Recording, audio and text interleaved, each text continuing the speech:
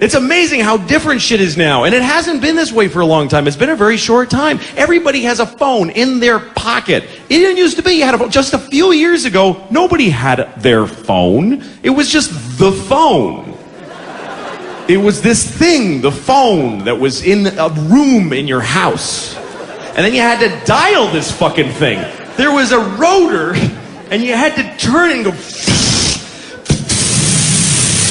You actually hated people with zeros in their numbers because they made you do, well, this guy's got a 0 and a 9. How badly do I want to talk to that piece of shit? That's too much work. Now we have this, which is amazing. We have these phones that you can call in an airstrike. You can look at the top of your own head. It's amazing, this shit, and it's wasted on the shittiest generation of piece of shit assholes that ever fucking lived. I swear to God, we are. We're the worst people so far. Because we have this beautiful thing and we hate it. We're just, never saw a person going, look at what my phone can do. Nobody does that. They all go, this fucking thing sucks. I can't get it to think. Give it a second, would you? Could you give it a second?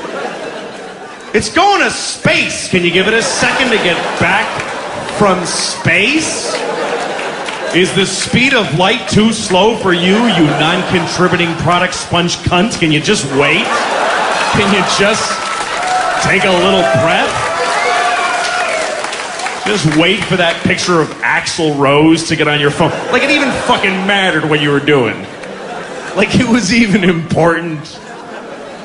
We're all just so mad. I hate my phone, sucks. No, it doesn't. It's amazing. The shittiest cell phone in the world is a miracle. Your life sucks around the phone. Why are you so mad at it? People say the craziest shit. I hate Verizon. What are you talking about? How can that feeling exist? I hate Verizon. Why? Did they fire you and take away your pension? No, just a couple of times it was weird for a second. Hate them. Hate Verizon. Well, make your own then. You go make one. Make your own network. Get some hubcaps and climb some trees. See how close yours is to perfect. Why would it be perfect? Really, it's as good as it is. Why do we expect it to be fucking perfect all the fucking time? We're not contributing. We're not helping it be perfect. We don't even know what is involved. Do you have any idea what is involved in taking your thing that you said that nobody needs to ever hear ever? When you go, hey, what's up, dude? And a little invisible magic angel takes it and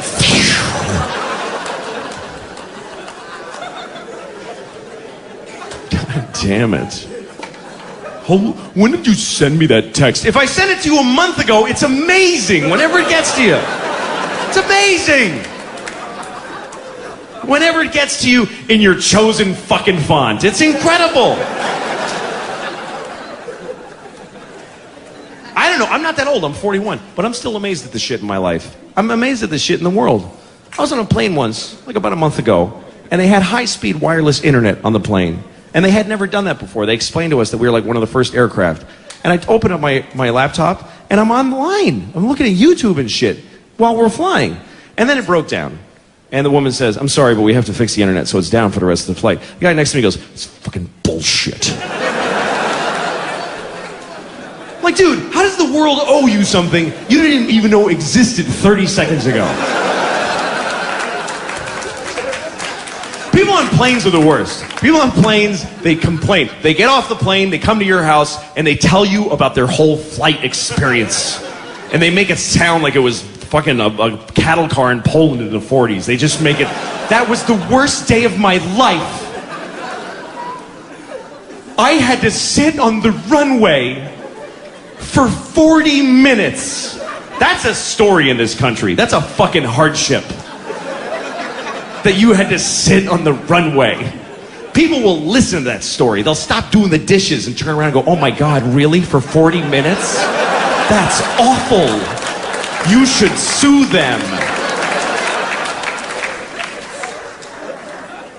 I had to sit on the runway for 40 minutes. Oh my God, really? What happened then? Did you fly through the air like a bird? Incredibly? Did you soar into the clouds impossibly? Did you partake in the miracle of human flight? And then land softly on giant tires that you couldn't even conceive how they fucking put air in them?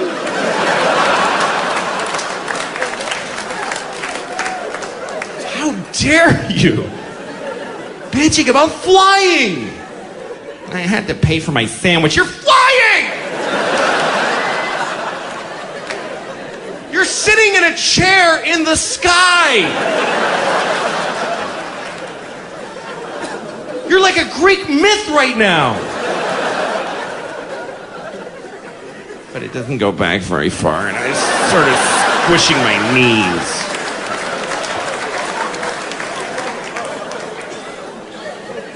The Wright brothers would kick us all right in the cunt if they knew. If you could go back in time to Orville Wright and go, hey dude, I had to sit on the runway for 40 minutes. And he'd be like, oh shit, well let's not even bother then. Hey Wendell, shut it down. They make you wait for a bit. That hardly seems worth it.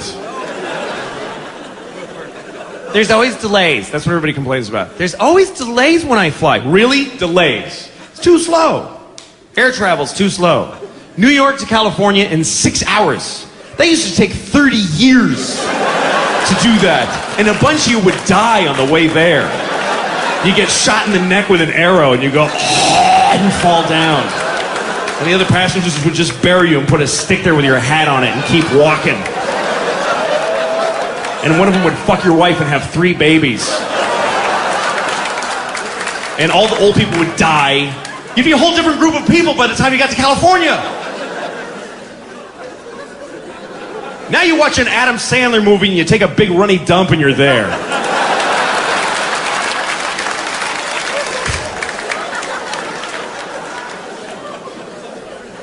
I was flying about a week ago, and I was in the airport and I saw this really old man, and he's on a wheelchair. I can fucking hear that shit, so back the fuck off. I can hear it in your headsets. Just careful, or turn them down. Sorry to fuck up the entire show for that, but I can hear. Get closer to him. No, it's okay. It's fine. Get closer to him. You won't mind. All right, wait a second.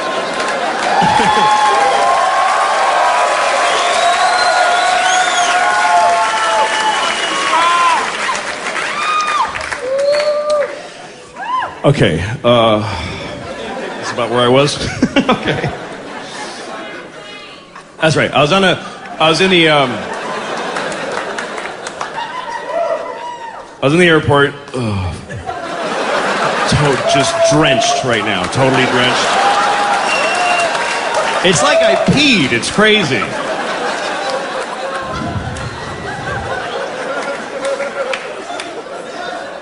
Okay, so I'm in the airport, and I'm going through security, and they bring this old man in a wheelchair, and he was crazy old. I mean, he was the oldest thing I've ever seen. I've been to museums and shit. This dude, I didn't know there had been as much time as this guy was old. I mean, he was at least forever. He was at least that old.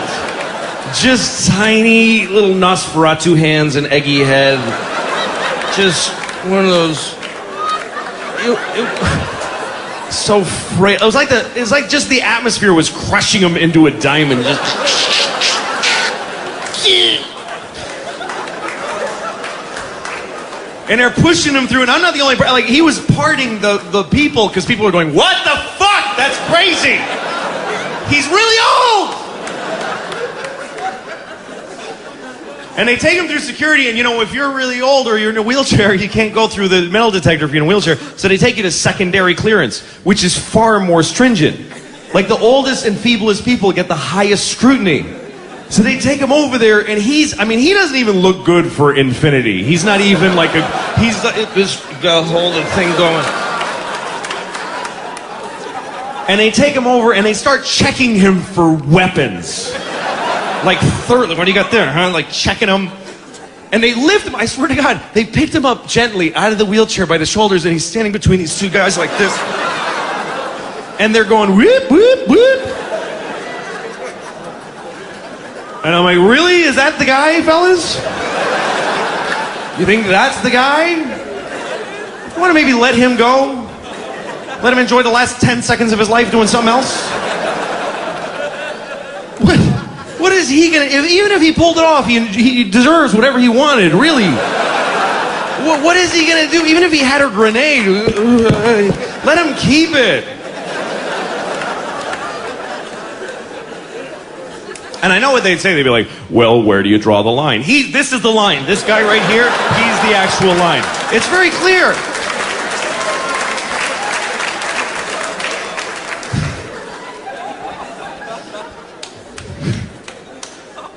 There's always somebody going through security who's like, I don't want to take off my shoes.